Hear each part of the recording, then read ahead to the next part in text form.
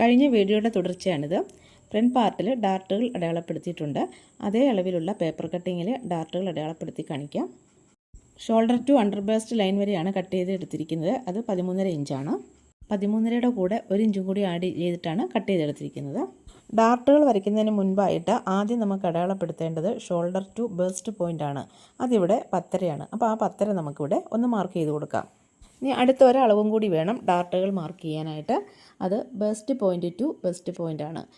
ഇവിടെ അത് 7.5 അപ്പോൾ 7.5യുടെ പകുതി 3.25. ആ 3.25 നമ്മൾ 10.5 എവിടെയാണോ മാർക്ക് ചെയ്തത് അവിടെ ടേപ്പ് വെച്ചിട്ട് ലെഫ്റ്റ് സൈഡിൽ നിന്നും 3.25 മാർക്ക് ചെയ്യുക. ഇതാണ് ആ പോയിൻ്റ്.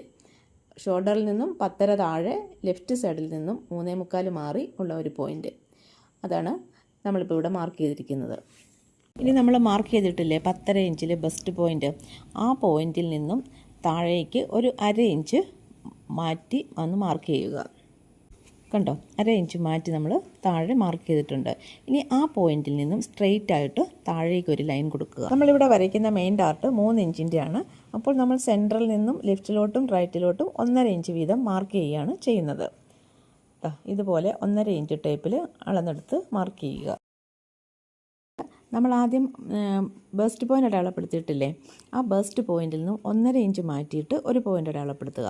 കണ്ടോ, എന്നിട്ട് അത് സ്ട്രെയിറ്റ് ആയിട്ട് ആ ലെഫ്റ്റ് സൈഡിലേക്ക് വരച്ചു കൊടുക്കുക. ആ 1.5 ഇഞ്ച് മാറ്റി മാർക്ക് ചെയ്ത പോയിന്റിൽ നിന്നും ലെഫ്റ്റ് സൈഡിലേക്ക് സ്ട്രെയിറ്റ് ആയിട്ട് മാർക്ക് ചെയ്ത് കൊടുക്കുക. എന്നിട്ട് അവിടെ നമുക്ക് ആ സെൻറ്ററിൽ നിന്നും ലെഫ്റ്റിലോട്ടും റൈറ്റിലോട്ടും ഡാർട്ടിനുള്ള പോയിൻറ്റ്സ് അടയാളപ്പെടുത്താം. ഇവിടെ 1/2 ഇഞ്ചിൻ്റെ ഡാർട്ടാണ്, അപ്പോൾ 2 സൈഡിലോട്ടും 1/4 ഇഞ്ച് വീതമാണ് മാർക്ക് ചെയ്യുന്നത്. നമ്മളിവിടെ മെയിൻ ഡാർട്ട് വരച്ചിട്ടില്ലേ, അതിൻ്റെ ലെഫ്റ്റ് സൈഡിലുള്ള ആ ലൈനിൽ സ്കെയിൽ വെച്ചിട്ട് മുകളിലേക്ക് നമുക്കൊന്ന് വരച്ചു കൊടുക്കാം. കണ്ടോ, ഇനി നമ്മൾ ആ ബെസ്റ്റ് പോയിൻ്റ് അടയാളപ്പെടുത്തിയ ആ പോയിന്റിൽ ടേപ്പ് വെച്ചിട്ട് മുകളിലേക്ക് ഒരു 2 ഇഞ്ചിലൊരു പോയിൻ്റ് മാർക്ക് ചെയ്യുക. ആ പോയിന്റിലേക്ക് മുകളിലത്തെ ആ ലൈൻ ഒന്ന് എക്സ്റ്റെൻഡ് ചെയ്ത് നമുക്ക് വരച്ചു കൊടുക്കാം.